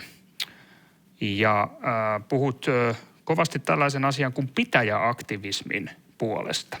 Onko se sellainen asia, joka olisi oleellinen muun muassa tuossa Siilinjärven tilanteessa? Mielestäni kyllä. Yhteiskunta on aika abstrakti asia. Se on jo melko hyhmäinen kokonaisuus, mutta pitäjä, se on jo aika paljon konkreettisempi. Ja sitten jos se pitäjä vielä pilkotaan pienempiin osiin ja sitten sieltä vaikka pitäjän jonkun asuinympäristön ongelmia lähdetään tunnistamaan ja sitten lähdetään miettimään, että miten ne ongelmat saataisiin ratkaistua, niin ollaankin yllättäen aika yksinkertaisten asioiden kanssa tekemisissä. Ja siitä se lähtee muodostumaan se elämän mielekkyys ja sellainen merkitys ja se tuntuu, että mä voin muuttaa niitä olosuhteita, joissa mä elämääni elän. No mitä tällainen pitäjäaktivismi tarkoittaisi tässä tämänhetkisessä digitaalisessa ajassa, jossa Siilinjärvelläkin haetaan nyt näitä tällaisia digitaalisia ratkaisuja? No se voisi tarkoittaa sitä, että muodostetaan vaikka sosiaalisessa mediassa yhteisöryhmä, joka tunnistaa sitten ongelman, tai se ongelma ehkä on jo tunnistettu, ja sitten sen ongelman ympärille kerätään ratkaisijoiden joukko. Ja otetaan haltuun se ongelma, ratkaistaan se. Eli siinä on sitä sellaista neljännen sektorin järjestäytymisen vapautta, mikä ottaa piirteitä kolmannen sektorin sellaisesta sopivan väljästä organisaatiomuodosta tai järjestäytymisen tavasta, ja sitten ehkä julkisen sektorin sellaista yleisen hyvän edistämisestä. Ja sitten, jos halutaan, niin sinne saadaan myös yksityisen sektorin sellaista vaihdantaa, jossa voi pikkasen rahaakin liikkua, riippuen siitä, mikä se ongelma on, mikä halutaan ratkaista. No miten, Pauli, miellät nämä ajatukset pitäjäaktivismista? No meillähän on niin kuin pitäjiä taikka kyliä, kortteleita, kaupunginosia joka paikassa ja siinähän se onkin, että se koettu elinympäristö saattaa olla jotain muuta kuin juuri kuntarajojen mukainen elinympäristö. Se saattaa olla laajempi taikka pienempi, mutta että se on se, missä se varsinainen merkityksenanto tapahtuu sen oman elämän piirissä. Ja hallinto on kuitenkin sitten sidottu kuntarajoihin, että kyllähän tämä niin kuin enemmän muotojen moninaistuminen haastaa vanhat rakenteet. Ja sama juttu on oikeastaan tässä digitaalisuudessa, että se on, sanoisin näin, että me eletään myöskin niin kuin yksilöosallistumisen aikaa, kun jokainen voi nimenomaan omana itsenään suoraan ilman välikäsiä ottaa yhteyttä, koittaa vaikuttaa. Kuitenkin rakenteet on lähtenyt pitkään siitä, että on aina joku yhteisö, jonka kautta se mielipide tulee edustetuksi, ehkä jalostuu siinä matkalla, siitä karsiutuu ehkä jotain pois ja sitten sitä on niin kuin helpompi käsitellä. Ja tämmöinen yhteisöosallistuminen ei enää riitä, että kun välineet mahdollistaa yksilöllisen mukaan tulemisen, niin silloin se haastaa rakenteen myös ottamaan kiinni niistä lukemattomista yksilöistä, jotka haluaa tulla osallistua. Ja silloin tullaan takaisin sen virkamiehen pöydälle, että mihin työaika riittää. No, miten tämä pitäisi ratkaista periaatteessa tämä kysymys? Niin, sanoppas se.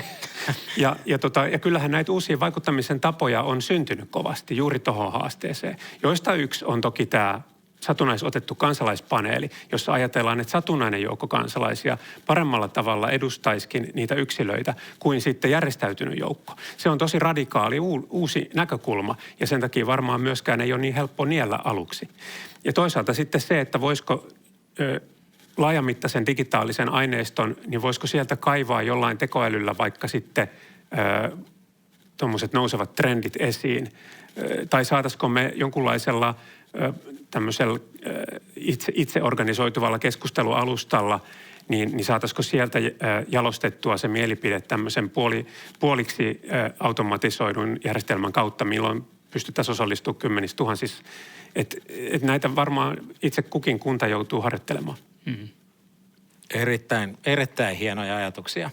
Tykkään tästä tällaisesta ennakkoluulottomasta sanottamisesta.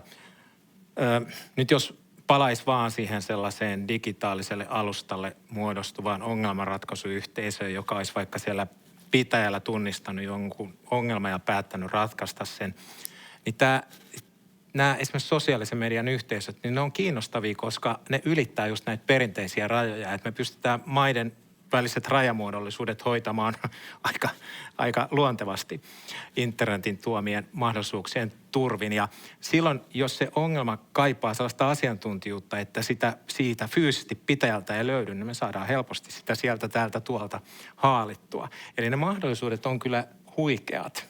Ja jotenkin tuntuu siltä, että me vaan tyydytään siihen troskis tänne huuteluun. Et se huutelu riittää meille. Ja nyt se sellainen merkitys olemassaololle ja sellainen kiva fiilis tähän hetkeen, niin se syntyykin siitä aikaansaamisesta, joka on sitä, että saadaan ongelma ratkaistua ja pystytään vaikuttamaan niihin olosuhteisiin, joissa me elämäämme eletään. Et siinä mielessä aktivismi on mun mielestä hieno asia, että se ei jää sille huutelun tasolle. Me tarvittaisiin oikeastaan sellaista hallintoaktivismia, että ihminen lähtee intopäisenä ratkomaan niitä pulmia, missä se hallinto ei kykene niin kuin ratkaisuun. Sen sijaan, että mennään jonnekin sivuladuille sen takia, ettei päästä kiinni siihen hallintoon. Ja onhan kaupungintalon ja kunnantalon valtuustosalissa yleensä lehteri. Sinne voi mennä, mutta toisaalta sitä voi tehdä sitten mukavasti kotisohvalta myös ja ladata ne esityslistat ja lähteä hakemaan sitten niiden vaikka valtuustopuolueiden puheenjohtajien numeroita. Ja tällaista voisin kuvitella, että nähdään jatkossa paljon enemmän. Kynnykset madaltuu. No joo, meillä on vielä yksi etästudio jäljellä. Se on Helsinki. Ja Helsingissä on käynnissä kokeilu, kaupunkilaiskeskustelut. Mennään tutustumaan kaupunkilaiskeskusteluihin. Paikka todellakin on pääkaupunki, Stadi. Helsingissä on erilaisia naapurustoja, ihmisiä ja toiveita, fiiliksiä, tuntemuksia ja kokemuksia. Ja Stadi haluaa olla avoin ja vuorovaikutteinen. Siksi pitäisikin kehittää yhdessä parempaa kaupunkia, jossa jokainen voisi elää ja toimia. On kyllä paljon erilaisia osallistumisen keinoja kaupunkilaisen kuulemisen ja kuulluksi tulemisen varmistamiseksi. Mutta meiltä kuitenkin puuttuu osallisuuden kentältä kaupunkilaisten dialogisuutta ja aloitteellisuutta tukeva osallistumisen keino. Siis sellainen mahdollisuus tai paikka, jossa kaupunkilaiset voi tuoda esiin itselle tärkeitä asioita ilman, että kaupunki sitä määrittelee. Ja siis tila tai foorumi, jossa voidaan yhdessä keskustella ja edistää siis just niitä asioita, jotka on kaupunkilaisille tärkeitä ja puhua niistä, josta jo muutenkin puhutaan ja joista siis kaupungin pitäisi just tämän takia olla tietoinen ja kuulla nämä hommat. Siksi me lähdettiinkin kokeilemaan ihan uudenlaista tapaa toteuttaa keskusteluja kaupunkilaisten kanssa. Tämän tavan pitäisi tukea kaupunkilaisten toimijuutta ja aloitteellisuutta, mutta sitten toisaalta myös edistää dialogia kaupunkilaisten välillä ja sitten kaupunkilaisten ja kaupunginkin välillä. Tässä kevään aikana on järjestetty ja järjestetään edelleen aika erilaisia keskustelutilaisuuksia eri puolilla kaupunkia eri tavoin, jos huomioidaan erilaiset kaupunkilaiset. Ja mikä parasta, kaupunkilaiset on lähtenyt mukaan suunnittelemaan ja toteuttamaan myös itse näitä tilaisuuksia. Toiset kantsunkahvit on kohta alkamassa ja sä oot tänään järjestäjän roolissani. Mikä sussa herätti halun lähteä järjestäjäksi? No mä oon asunut Kannelmäessä 30 vuotta. Tänne on tullut paljon lisää lapsiperheitä ja muita. Mä ajattelin, että olisi kiva lähteä mukaan vähän miettimään, että miten me kantsu saataisiin kivemmaksi paikaksi olla. Just näin. Ja osa on ollut siis kaikille avoimia, kaupungin osan asukkaille tarkoitettuja. Ja sitten taas osa on ollut kohdennettu esimerkiksi nuorille tai Suomeen muuttaneille naisille. Ja ennen kaikkea keskustelut, ne on ollut siellä, missä kaupunkilaiset jo on. Eli nuorisotaloilla, asukastiloissa, kahviloissa, museoissa ja jopa lähipupissa. Erilaisuudessa huolimatta, niin näissä on kaikissa ollut se punainen lanka, että kaupunkilainen saa päättää aihe, josta puhutaan. Ja sitten toisaalta kaikissa tilaisuuksissa on ollut mukana kaupungin asiantuntijoita keskustelemassa ja kuuntelemassa. Lähitulevaisuudessa muuten, ja siis satunnaisotannalla koostettu raati, tulee pohtia Sörnäisten, Torkkelimäen ja Vilhovuoren alueen asioita. Sitten on kuitenkin tosi tärkeää, että me saadaan tähän mukaan mahdollisimman erilaisia kaupunkilaisia, niin yhteisymmärrys lisääntyy ja vastakkainasettelu vähenee. Ja samalla kaupungin asiantuntijat, ne kuulee kaupunkilaisten ajatuksia ja näkemyksiä käsiteltävistä aiheista. Mä oon Anne Keppainen Malmilta. Mitä odotuksia sulla on tämän iltaisen keskustelujen suhteen? Ehkä semmoisia odotuksia seuraavista askelista, että tulee jotain toimintaa. Toki täällä oli paljon toiveita ehkä kaupungin suuntaan. Mun mielestä ei voi odottaa, että kaupunki toteuttaa kaiken. Että paljon täytyy olla myös yksilöiden mukana, että ei se ole vaan, että joku muu ne tekee, vaan meidän kaikkien on se myös tehtävä. Kaupunkilaiskeskustelujen myötä kaupunkisuunnittelusta vastaavat virkahenkilöt on saanut ihan uusia ja freshejä näkökulmia työhönsä. Mä oon aina sitä mieltä, että alueita ei voi suunnitella ilman, että sä oikeasti tiedät, että mitä siellä tapahtuu. Ja totta kai ne on ne asukkaat ja toimijat, jotka tietää, minkälaisia ilmiöitä täällä tällä hetkellä tapahtuu, minkälaiset asiat on tärkeitä, minkälaiset asiat huolestuttaa tai mistä haluttaisiin ylipäätään niin kuin lisää keskustelua, niin totta kai se niin kuin asiantuntijuus on siellä ja nämä on tosi tärkeitä meille nimenomaan, että me tehdään oikeita asioita, koska jos sä vaan istut toimistolla ja arvailet, niin sitten se lopputulos on jotain, mitä asukkaat ei välttämättä halua. Todellakin. Ja siis toteutuneiden keskustelujen myötä me voidaan kyllä todeta, että ne on itsessään tosi arvokkaita ja on jo sellaisenaan lisännyt kaupunkilaisten kykyä nähdä asioita uusin silmin. Jep, ja tämän keskustelun lisäksi niin nämä tilaisuudet on johtanut monenlaisiin uusiin avauksiin. On verkostoiduttu, jaettu tietoa siitä, miten kukin voi edistää itselleen tärkeitä asioita ja paljon muitakin juttuja. Ja näissä on myös sellaiset ihmiset päässyt ääneen, jotka ehkä muuten osallistuisi päätöksentekoon tai vaikka yleisiin keskustelutilaisuuksiin. Jep, ja siis moni asiantuntijahan on kokenut nämä kaupunkilaiskeskustelut tosi tervetulleeksi tavaksi ymmärtää eri asuinalueen ilmiöitä. Helsinkihän on tosi erilainen ja moninainen. Jep, sellaisia terveisiä Helsingistä.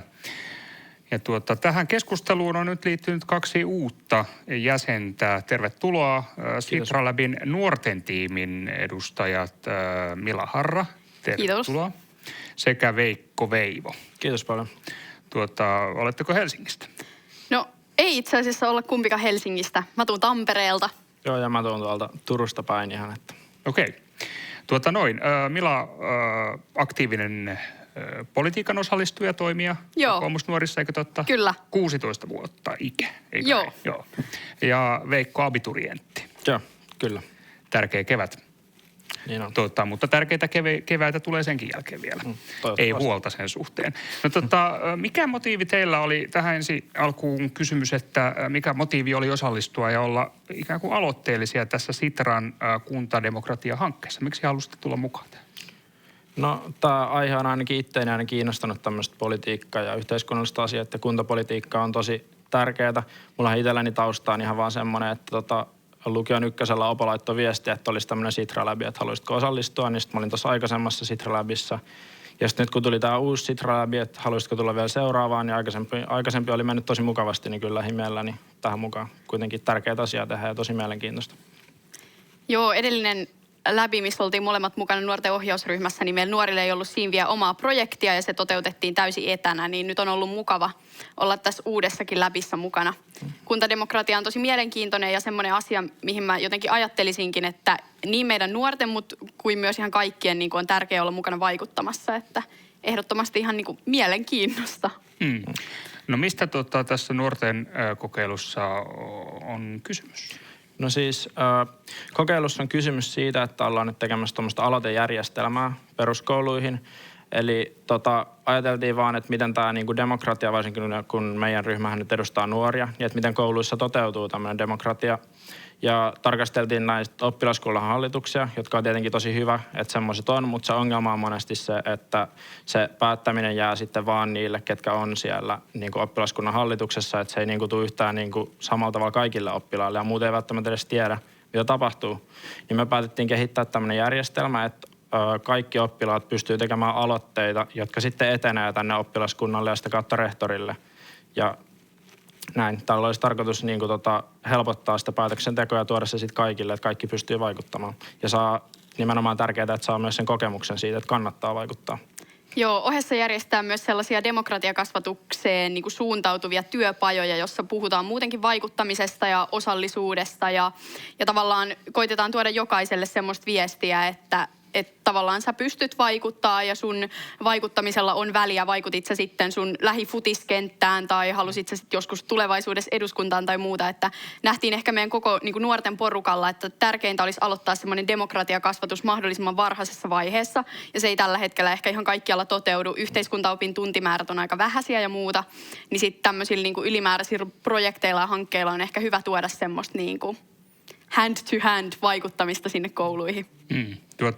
No miten kokeilu on edennyt? Onko tullut runsaasti uutta osallistumista tai aktiivisuutta oppilaiden taholta nimenomaan? No siis tilannehan on se, että nämä työpajat on tulossa nyt toukokuussa. Että toistaiseksi ollaan sovittuna ja ollaan koulujen kanssa sovittu, että vielä ei ole nähty, että miten tulee käytännössä toimimaan. Toki ollaan tosi optimistisia, koska uskotaan, että ihan varmasti, muistan omiltakin kouluajoilta, että kaikilla oli paljon ideoita, mutta niitä ei vaan ne ideat ei edennyt sinne, mihin niiden olisi pitänyt edetä. Että ollaan optimistisia sen suhteen, että ihan varmasti tulee olemaan käyttöä tällaiselle. Rehtorit ja opettajat oli hyvin kiinnostuneita ja otti meidät kyllä avosylin vastaan, niin se on ihan mukavaa. No miten te näette tämän kaltaisen ikään kuin uuden tavan toimia, minkä parissa olette ollut nyt työskentelemässä, niin miten nuoret tällä hetkellä näkevät tällaiset asiat? Niin, no aina kun puhutaan, että miten nuoret näkee, niin tämä on vähän vaikea, että linjata aika tässä. Linjata tässä sitten kaikkien nuorten puolesta, että vaikka itse näen niin kuin poliittisen vaikuttamisen ja vaikka puolueen kautta vaikuttamisen isona vaihtoehtona tai niin kuin henkilökohtaisesti sopivimpana, niin sitten tosi monille nuorille se taas on ihan täysin vierasta, että halutaan niin kuin sitoutua johonkin ideologiaan ja muuta. Mutta ehkä just tämmöiset matalan kynnyksen tavat, mikä tämä meidänkin niin kuin aloitemalli on peruskouluissa, mutta mitä myös on ehkä nähtävissä somevaikuttamista ja tällaisia muita niin kuin matalan kynnyksen tapoja, niin ehkä täytyy sanoa, että nuoret vaikuttaa mieluummin allekirjoittamatta mitään, sillai menemällä paikalle, kertomalla näkemyksiä. Niin, meidän tarkoitushan nimenomaan oli, että niin madalletaan sitä kynnystä, että tehdään tästä mahdollisimman helppoa. Että se pitää vaan kännykällä täyttää anonyymi tämmöinen aloite, joka menee. Ja että tavallaan niin mennään jo suoraan sen nuorten luokse. Että ei niiden välttämättä, että me otetaan niin se ensimmäinen askel ja sitten ne voi ottaa siitä koppia ja tehdä. Se olisi mahdollisimman helppoa. No mitenkä tässä viitattiin jo, että yhteiskuntaopin opetusta ei välttämättä ole kovinkaan runsaasti nykyisessä koulussa. Niin miten ihan yksinkertaisesti tämä tieto? Kuinka paljon nuorilla on tietoa?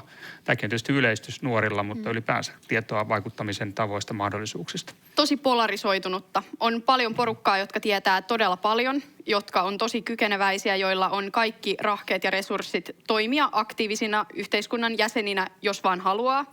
Ja sellaisia nuoria on tosi paljon, mutta sitten on myös niin kuin valitettavan paljon sellaista porukkaa, jolta puuttuu ihan niin kuin perustietotaito siitä, että meillä on täällä presidentti ja eduskunta. Ja sitten kun puhutaan, että vaalit ja äänestäminen, niin mitä ei kiinnosta. Et se on ehkä todella jakautunut. Ja se on ehkä vähän niin kuin huolestuttavaa, että meillä on tosi paljon niitä todella aktiivisia semmoisia, ketkä haluaa mennä mielenosoituksiin ja haluaa vaikka liittyä siihen puolueeseen tai haluaa kirjoittaa kannanottoja ja muita. Mutta sitten tavallaan samalla kasvavissa määrin kasvaa se porukka, jotka niin kuin ei tiedä, ei kiinnosta, ei jaksa perehtyä, keille ehkä ei olla riittävän aktiivisesti viety sitä viestiä, että sun ääni on arvokas ja myös niin kuin erilaiset tavat vaikuttaa on arvokkaita. Että usein puhutaan vaan just vaikka puolueisiin liittymisestä, niin on ihan yhtä arvokasta vaikuttaa sun lähiympäristössä vaikka kyläneuvoston kautta kuin liittymällä siihen viralliseen puolueeseen.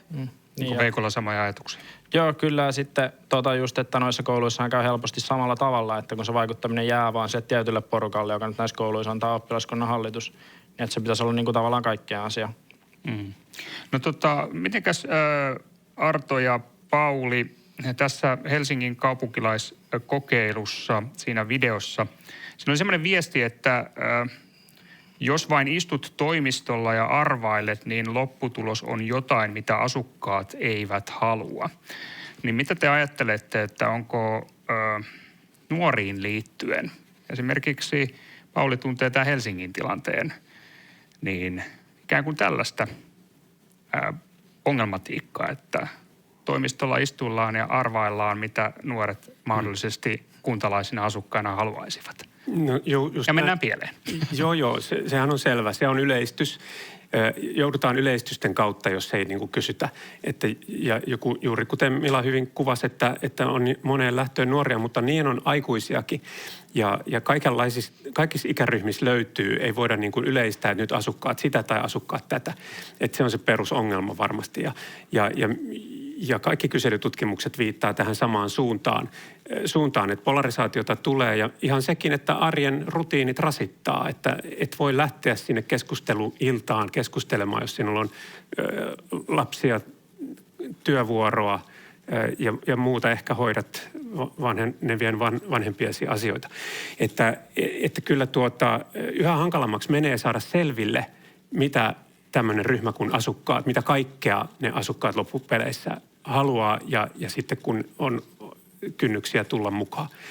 Mutta se, mikä tässä Helsingin keississä, joka näkyy myöskin Siilijärven keississä hyvin, niin siinähän on siis tämä toivo, että kun mennään kuulemaan ja annettaisiin se agendavalta, ja tekin puhutte oikeastaan siitä, että ne koululaiset tekisivät aloitteita, että silloinhan he eivät vain reagoisi siihen, mitä hallinnosta tippuu. Että päätetään kuulla kuntalaisia jostakin aloitteesta, joka on tullut muuta kautta, vaan mennäänkin tavallaan avoimella kortilla sinne, että mikä teitä painaa, mikä teitä kiinnostaa, miten te näkisitte tulevaisuuden ja mitä voitaisiin lähteä sitten valmistelemaan.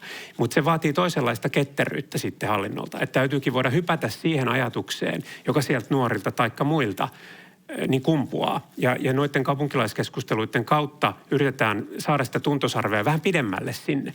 Ja sitten tullaan takaisin tuohon, joka siinä Siilijärvessä hienosti vitsin kautta kuvattiin, mutta että onko siellä kunnantalolla sitten ketteryyttä lähteä selvittämään juuri sitä kysymystä. Ja tästä tuli sitten se takaisinkytkentä siihen kokemukseen, että minua kuultiin. Oltiin kiinnostuneita siitä ja sitten se saattoi jopa johtaa johonkin. Ja jos se ei johtanut, mulle kerrottiin, miksei se johtanut siihen, josta syntyisi luottamus. Että mä näkisin näin, että on semmoinen pitkä itseään vahvistava sykli, missä pitäisi oikeastaan kaikki rullan kohdat olla kunnossa, jotta sitten syntyy se kokemus, että kannatti. Ja seuraavallakin kerralla lähden mukaan. Ja Helsingissähän on todellakin paljon erilaisia osallistumisen keinoja. Mutta kaikissa kunnissa on valtavasti ihan jo lakisääteisiä keinoja ja muita. Ongelmana ei nimenomaan ole musta se, etteikö ole tapoja osallistua, vaan se, että niitä on aika paljon. Ja mitkä on kulloinkin parhaat ja miten se sitten tapahtuu. Ja siellä yhteiskuntaopintunnilla totta vieköön pitäisi näitä enemmän käydä läpi, mutta myös harjoitella. Että sieltä voitaisiin lähettää postikortteja kunnantoimistoon joka vuosi, taikka sitten vaikkapa nettikeinoilla jotakin nuoret. No Artolle vielä tässä tämmöinen ajatuskysymys. Olet kirjoittanut, että jakavammat, osallistavammat ja paikallisemmat talouden muodot ovat osoittautumassa vetovoimaisimmiksi, sillä ne vaalivat ihmisten välistä luottamusta. Mitä tällä hienolla ajatuksella tarkoitat? Joo, ehkä se on just se omistajuus, että koenko mä omistajuutta siihen elämään, jota mä elän, siihen alueeseen, jossa mä toimin, siihen yhteiskuntaan, jonka kansalainen mä oon. Ja silloin kun mä koen sitä omistajuutta, niin silloin mulla on myös tuntuma siitä, että mä voin vaikuttaa asioihin. Ja sitten mulla on kokemus siitä, että mut otetaan todesta ja mua kuullaan. Ja nyt jos katsotaan sieltä päätöksentekijän näkökulmasta, mistä Pauli puhui, niin sehän on hirveän helppoa tehdä päätös kuulematta niitä asukkaita, joita päätös kuitenkin koskettaa. Et se on vaivalloista kysyä ja järjestää vuorovaikutusareenoita ja saada selville oikeasti se kansalaisen tuntuma, että mitä pitäisi tehdä ja mitä ei pitäisi tehdä. Et jotain tämän tyyppisiä ajatuspolkuja siellä takana on. No niin, kiitoksia tästä keskustelusta. Siis Arto Salonen, kiitoksia, ja Pauli Saloranta. Ja nuorten Sitra Labin tiimin edustajat Mila Harra ja Veikko Veivo.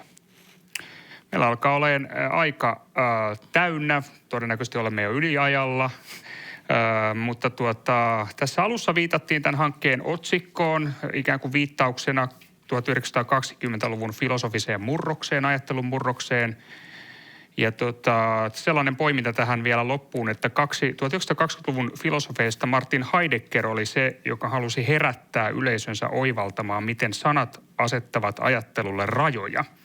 Ja tässä tämä sana oivaltaminen on aika oleellinen. Siihen voitaisiin päättää tämäkin keskustelu. Siitä tässäkin hankkeessa nimittäin on hyvin paljon kysymys yleisön, tässä tapauksessa kuntalaisten osallisuuden, sitä kautta omistajuuden oivaltamisesta, ikään kuin todellisesta sisäistetystä oivaltamisesta. Siitä syntyy muutos ja murros myöskin kuntalaisten keskuudessa. Näihin sanoihin kiitoksia. Minun nimeni on Tapio Pajunen. Oli erittäin sanotaan, että suorastaan voimaannuttavaa isännöidä tätä hienoa keskustelua, hyvin monipuolista keskustelua nykyisestä kuntalaisten paikallisen vaikuttamisen ongelmista ja murroksesta. Näihin sanoihin siis hyvää huomista, siis Sitran sanoihin. Kiitoksia. Kiitos.